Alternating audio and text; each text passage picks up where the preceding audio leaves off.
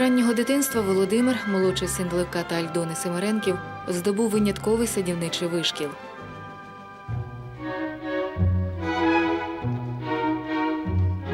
Він народився 1891 року у Млієві і був наймолодшою дитиною. Жвавий, кмітливий і допитливий хлопчик, надзвичайно життєрадісний, він був загальним улюбленцем у родині. Володя вставав до схід сонця і до сніданку оббігав господарство. Забігав до своєї бабусі Тетяни Іванівни, щоб поділитися подіями у батьківському саду, і складав невеличкі віршики. В саду вже зріють абрикоси, про це знають тільки Володя та оси. Хлопчик понад усе любив природу, і у 8 років Володя оголосив батькові, що теж стане помологом і вкриє садом увесь світ.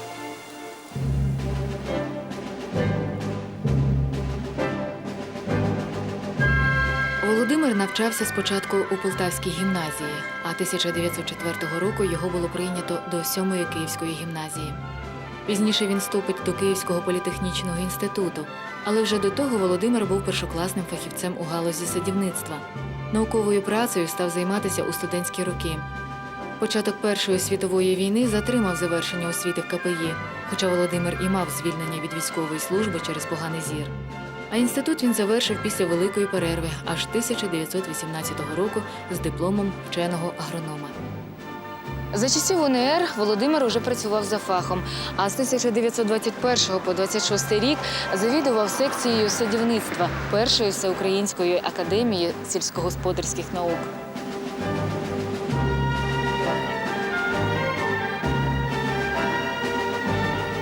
Коли його призначили директором Мліївської дослідної станції, розсадник батька Левка Семеренка був у занедбаному стані.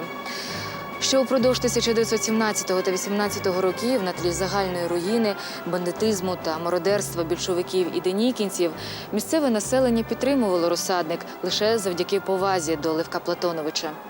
А після вбивства Левка Платоновича господарство занепало, дерева поросли бур'яном і їх рубали на дрова. Бібліотеку та багатющий сімейний архів пограбували. Володимир Семеренко береться за відновлення господарства, розсадника і саду, закладених батьком.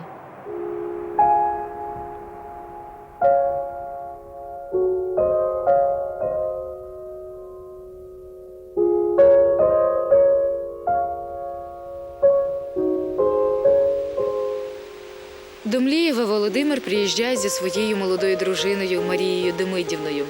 Він з нею познайомився у Харкові на початку 20-х років, де вона працювала у централі Українського Червоного Хреста.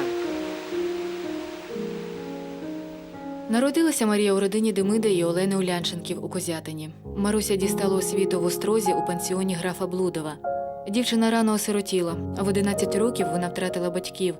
І оскільки опікуни скористалися її спадщиною, дівчині довелося по закінченні гімназії прийняти перше ліпше місце учительки у селі за 60 кілометрів від станції.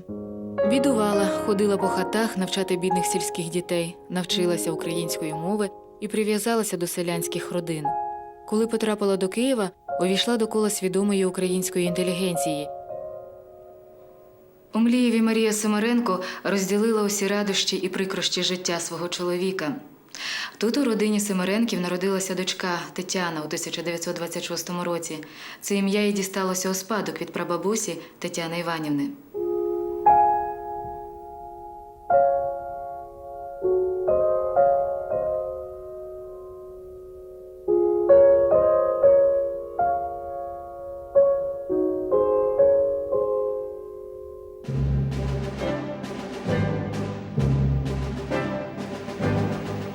Із вщент розореного маєтку Володимир Львович за 3 роки невтомної праці разом зі своїми соратниками перетворив руїну на квітучу наукову установу світового рівня та самодостатнє господарство.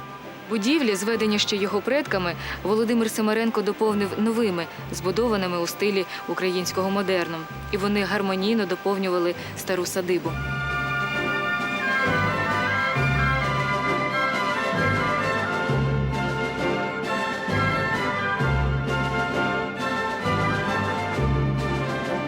Середина 20-х – період НЕПу, коли країні дали дихнути, і Україна розквітла. І Володимир Львович був у розквіті сил. Людина велетенського розмаху думки і енергії, володів кількома європейськими мовами. Його наукові праці виходили за кордоном. Він заснував наукові часописи, став засновником наукового і виробничого та промислового вирощування плодових культур.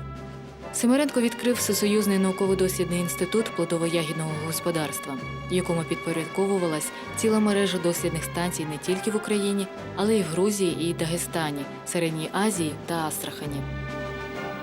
Здавалося, що різні покоління невтомного талановитого роду Симиренків здатні перетворити все навколо себе у квітуче господарство за будь-яких історичних умов. Примножувати і збагачувати науковими винаходами, монументальною дослідницькою працею. Все це було до 30-х років.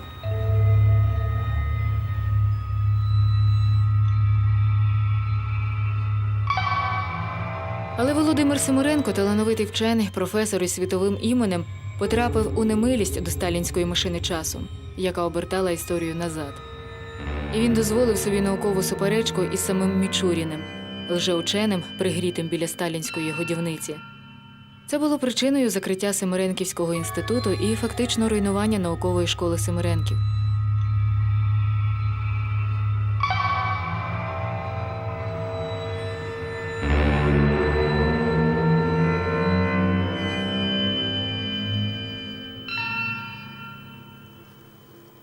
Дочка Володимира Тетяна, яка тоді ще була дитиною, так описувала ці події.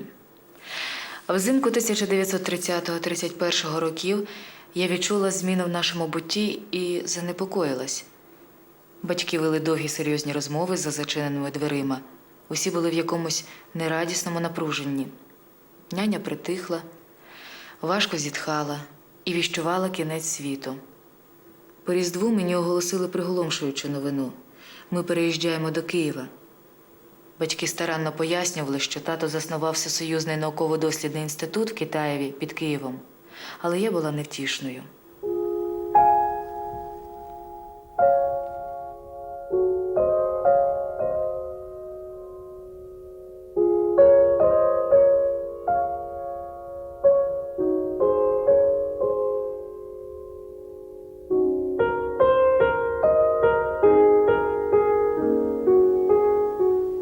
Дівчинка не вірила, що батьки могли добровільно покинути поколіннями обжите родинне гніздо. Гніздо, в якому щоліта збиралися нащадки Симиренкового роду, які тут гралися у предків, яким за переказами старших передавалися оповіді Симиренкового деревороду, а про найстаршого предка козака Степана розповідалися цілі легенди.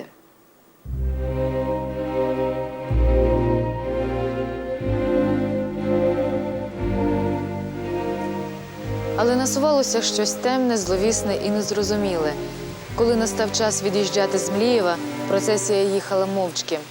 Обабіч шляху стояли люди, мешканці і робітники станції. Чоловіки знімали кашкети, а жінки хрестили від'їжджаючих і втирали хустинками сльози. Тепер уже не лишалося сумніву, розуміла маленька Тетянка. Наближався кінець світу.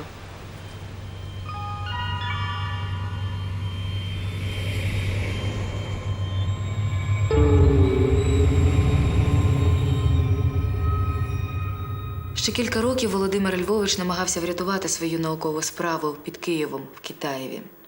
Він завершував наукові твори, розпочаті і задумані ще в Млієві, але пружина зловісної машини стискалася. Мого батька арештували 7 січня 1933 року, пише Тетяна Володимирівна. Усю ніч чинили трус у домі і палили в кімнаті наш родинний архів. Горіли козацькі грамоти, листування, малюнки Шевченка і грамоти про премії з виставок, присуджені Левку Платоновичу за матеріали з Мліївського розсадника. Тата забрали о 2 годині ночі, а о 4 ранку нам наказали звільнити дім. Трамваї ще не ходили, і ми вирушили з Китаєва пішки до бабуні на Львівську. Мама, я і мій 16-місячний брат Олесь.